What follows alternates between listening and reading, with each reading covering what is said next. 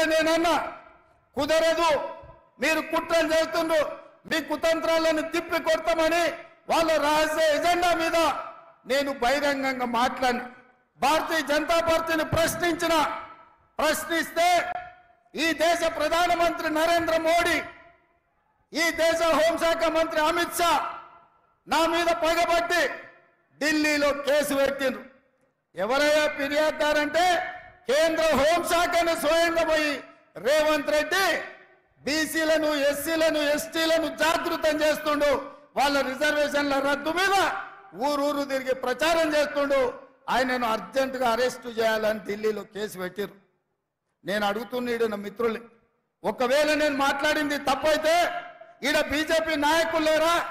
ఈడ మీ MP Dharmapuri అరవిందే BJP కదా, పక్కన బండి సంజయ్ బీజేపీ కదా, ఆ పక్కన కిషన్ రెడ్డి గారు కేంద్ర మంత్రి కదా. తెలంగాణలో ఎందుకో కేసు పెట్టలేదు, ఎందుకో ఫిర్యాదు చేయలేదంటే ఈడీ, ఇన్కమ్ ట్యాక్స్, సిబిఐ కాదు, ఈ రోజు ఢిల్లీ పోలీసులను కూడా ఉపయోగించి మనల్ని భయపెట్టాలని చూస్తున్నారు. నేను అడుగుతున్న మిత్రులారా, ఇక్కడ చాలా మంది యువకులు 10 ఏళ్ళు చంద్రశేఖరరావు చేసింది ఇదే కదా. మన కార్యకర్తల ఆస్తులు ధ్వంసం చేసిండు, అక్రమ కేసులు పెట్టిండు, హత్యలు చేయించిండు. అయినా కార్యకర్తలు ఎవరు చంద్రశేఖరరావుకు లొంగలేదు, తిరగబడి చంద్రశేఖరరావును బొందబెట్టిరు. మొన్న జరిగిన డిసెంబర్ ఎన్నికల్లో కేసులకు భయపడతామా సోదరులారా? మీ సోదరుడు మీ రేవంత్ అన్న కేసులకు భయపడతాడా? చంద్రశేఖరరావు చెర్లపల్లి జైలుకు తోలితే భయపడ్డామా? చెంచల్గూడ జైల్లో బంధిస్తే భయపడ్డామా? తిరగబడి కొట్లాడినాం, కేసులు పెట్టినోని ఇవాళ పండబెట్టినాం, గోతి తీసి పాతి పెట్టినాం. నేను అదే మాట చెప్పదలుచుకున్న బీజేపీ నాయకులకు, మీరు ఢిల్లీలో పోలీసులు ఉండొచ్చు, ఈడీ ఉండొచ్చు, ఇన్కమ్ ట్యాక్స్ ఉండొచ్చు, సిబిఐ ఉండొచ్చు, మీ దగ్గర, నా దగ్గర 4 కోట్ల తెలంగాణ ప్రజలను, 50 లక్షల తెలంగాణ యువకులు ఉన్నారు. ఈ 50 లక్షల తెలంగాణ యువకులతోనే తెలంగాణకు వచ్చిన దరిద్రం, చీడను, పీడను చంద్రశేఖరరావును వదిలించినాం. మా వాళ్ళ దెబ్బకు చంద్రశేఖరరావు నడుము ఇరిగి బోర్ల బొక్కలు వాడి, బొక్కలు ఇరిగి బోర్ల పడ్డాడు. మరి ఇవాళ గుజరాత్ నుంచి వాళ్ళిద్దరు కూడా బయలుదేరి నిన్నటికి నిన్న మోడీ గారు వచ్చారు. ఆయన ఈ దేశ ప్రధానమంత్రి, ఆయనను గౌరవించాల్సిన బాధ్యత మన మీద ఉన్నది.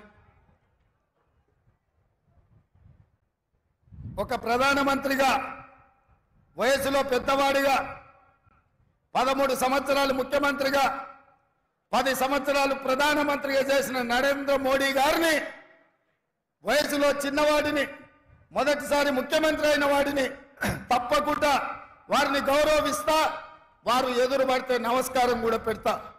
కానీ నరేంద్ర మోడీ గారు ఈ దేశ ప్రధానమంత్రిగా కాకుండా గుజరాత్ వాడిగా తెలంగాణకు వచ్చి తెలంగాణలో మనల్ని తిట్టిండు, మనల్ని శాపించిండు, మనల్ని దెబ్బతీయాలని కుట్ర చేస్తున్నాడు. ఎవరైనా ఎన్నికలప్పుడు వస్తే ఈ ప్రాంతానికి ఏమి ఇస్తారో, ఈ ప్రాంతానికి ఏం తెస్తారో చెప్పాలి. ఇవాళ నిన్న అది చెప్పలేదు. గతంలో కాంగ్రెస్ పార్టీ బయ్యారం ఉక్కు కర్మాగారం ఇచ్చింది, దాన్ని రద్దు చేసిండు. రైల్వే కోచ్ ఫ్యాక్టరీ ఇచ్చిండు కాజీపేటలో, రద్దు చేసిండు. ITIR కారిడార్ ఇచ్చిండు, రద్దు చేసిండు. IIM IITలు ఇచ్చిండు, రద్దు చేసిండు. పాలమూరు రంగారెడ్డి ఎత్తిపోతల పథకానికి జాతీయ హోదా ఇస్తే రద్దు చేసిండు. అంతెందుకు, మీ గుండె బాండ్ పేపర్ రాసిచ్చాడు, 5 రోజులలో పసుపు బోర్డు ఇస్తా అని. 5 ఏళ్ళైనా ఇయ్యలే.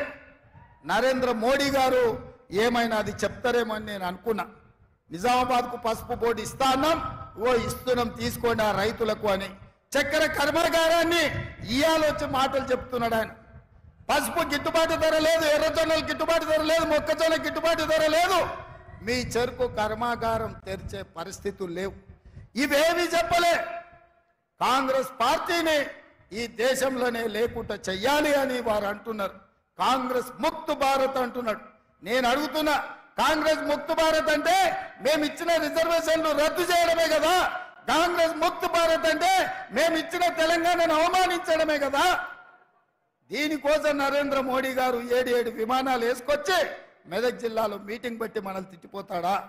ఇదే కాదు, నేను ముఖ్యమంత్రి అయిన తర్వాత వారిని కలిసిన హైదరాబాద్ నగరానికి మెట్రో రైలు కావాలి, మా నగరం విస్తరించింది, విశ్వ నగరం అయ్యింది, దీనికి మెట్రో రైలుకు అనుమతులు ఇవ్వండి, నిధులు ఇవ్వండి అన్న పైసి ఇవ్వలే, ఆ మాట ఊసెత్తలే. మూసీ రివర్ ఇవాళ మురికి కూపంగా మారింది. హైదరాబాద్ లో ఉండే కాలుష్యం అంతా మూసీ చెరువులోనే, మూసీ రివర్ లోనే పోతుంది. దాన్ని ప్రక్షాళన చేసి మూసీ రివర్ ఫ్రంట్ చేయాలి, మూసీ రివర్ డెవలప్మెంట్ ఫ్రంట్ కావాలి అని అడిగిన ఏమాత్రం ఇయ్యలేదు. హైదరాబాద్ నగరానికి దాహర్తిని తీర్చడానికి ఇవాళ కృష్ణా జలాలను అదనంగా తరలించాలని అడిగిన మనకి ఇవ్వలేదు. పాలమూరు రంగారెడ్డి ఎత్తిపోతల కోసం 90 టీఎంసీల నీటి కేటాయింపులు జరగాలి, కర్ణాటకను ఒప్పించి మా నీళ్లు మాకు కేటాయించండి అని అడిగిన ఆ మాట కూడా మాట్లాడలే.